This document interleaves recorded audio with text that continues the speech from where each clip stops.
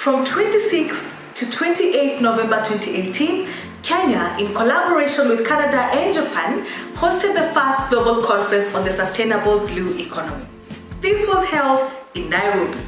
According to the organizers, the conference attracted over 18,000 participants from around the world, including heads of states and governments and other high-level government officials, representatives of the international organizations, the business community, the private sector, community-based organizations, philanthropic, academic, scientific, and research institutions, as well as the civil society.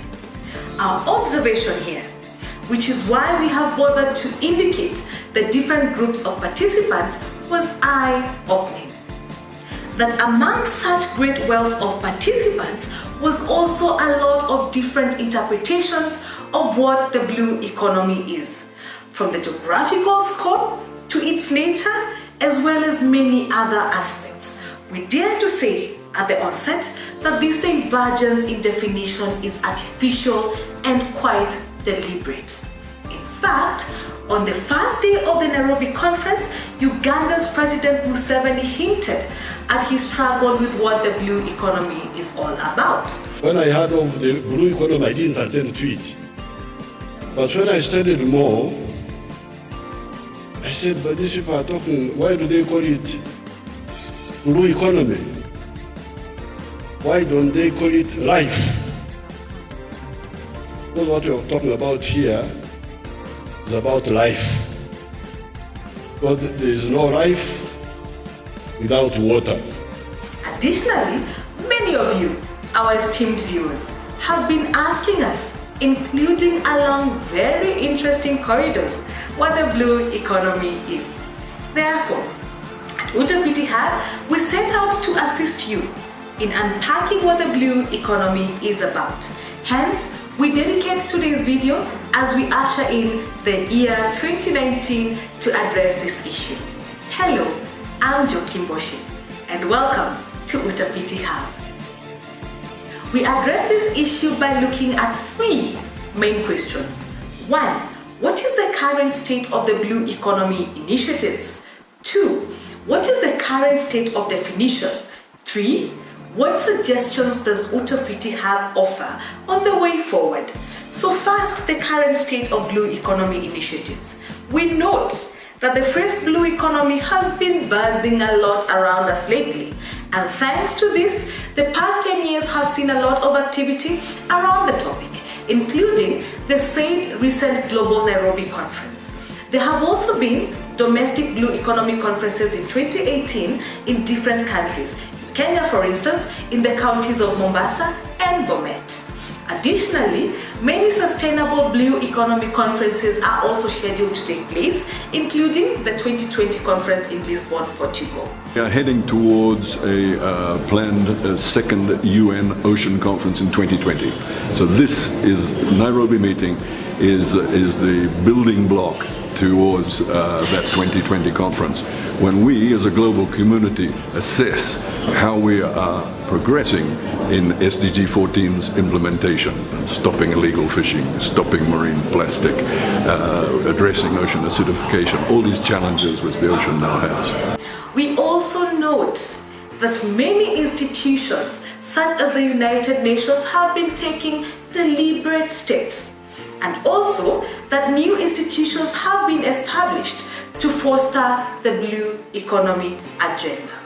Last but not least, we note that the blue economy agenda stems from and centers around a common theme: fear. Fear of sustainability and other threats, fear of being left out of resource gains, fear of depletion of resources. And this fear, we note, is not exclusive to any country or region. From the Kenya-Somalia dispute over maritime oil blocks, the dispute between UK and Mauritius over the Chagos Island, the Kenya-Uganda dispute over the Migingo Island, the competing claims over the South China Sea, and the list is endless. History tells us that fear can often paralyze, including paralyzing efforts for a common definition. We therefore need to handle this fear with caution. As Mahatma Gandhi said, he who fears loses. Let's now look at the current state of definition. At Utopity Hub, we have been listening to the various definitions that have been presented at conferences as well as at other policy shaping caucuses. We have also reviewed a great amount of literature on the topic, and we note that despite efforts to have a common definition, unfortunately, a consensus is yet to be built. In fact, a common cause for difference in definition is that one school of thought suggests that it relates only to the ocean and seas. For instance, the World Bank has defined the blue economy as sustainable use of ocean resources for economic growth, improved livelihoods and jobs, and ocean ecosystem health. Another school, however, argues that it includes rivers and lakes and other water body resources, whether internal or outside a country. For instance, President Museveni's discussed speech mainly focused on the lake. We note that Uganda is a landlocked state. This therefore exposes the first challenge, which is the conceptual vagueness. On this basis, we conclude that there is presently no universal definition of the blue economy. So how are people going about determining the definitions? We suggest that the term means different things to different people, to different institutions, states, and within different contexts. In our view, it is currently mainly being defined along the consideration of two core factors. First, the constantly evolving nature and effects of the blue economy concerns, and second, the relevant stakeholders' priorities and interests.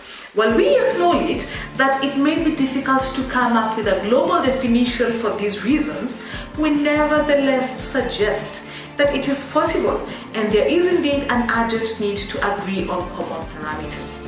Ambiguity, in our view, is dangerous. It causes a great degree of relativity and subsequent inconsistency, which is a great hamper for collaborations. The third issue, as is our style, is to offer our suggestions. As a good starting point, we celebrate the fact that despite conceptual ambiguity as to what the blue economy is, there is a cross-cutting consensus that the blue economy has a great potential to contribute to higher and faster GDP growth globally. This builds on as an incentive to work together. We can see this focus from the statements of intent made by various stakeholders during the November 2018 Nairobi conference. While we celebrate this general consensus on benefits, we however suggest that it is insufficient. We propose the need for more research towards attempting to build a consensus, even if a broad one, on what the blue economy really encompasses. Therefore, in conclusion, we note that the definition of the blue economy is a sticky affair. It is characterized by the phobia for a common definition given the many interests, coupled with other challenges which we have already discussed, and these have led to the absence of a common definition. As a way forward, we propose that a consensus does not require to be dramatic. It could merely take the form of a criteria on the threshold relating to the blue economy constituent features, an activity which, by the way, goes beyond fishing, as well as geographical scope and extent, to address the open seas regime versus the national territorial jurisdictions debate. And how should this definition look like? We propose that the definition should be 1. Easy to apply. 2. Easy to manage, and 3. Easy to measure. 4. It should also accommodate the constantly evolving nature of the blue economy interests and threats. If this can be done between now and the 2020 conference, it will certainly ensure a more productive agenda come Lisbon. Thank you for watching. We wish you a happy, prosperous, and fear-free New Year 2019. We look forward to receiving your comments and contributions on the comment section below. Feel free to let us know if there is any topic that you would like for us to discuss. Also remember to subscribe to Utafiti Hub through the subscribe button. Utafiti Hub, capacity through many lenses.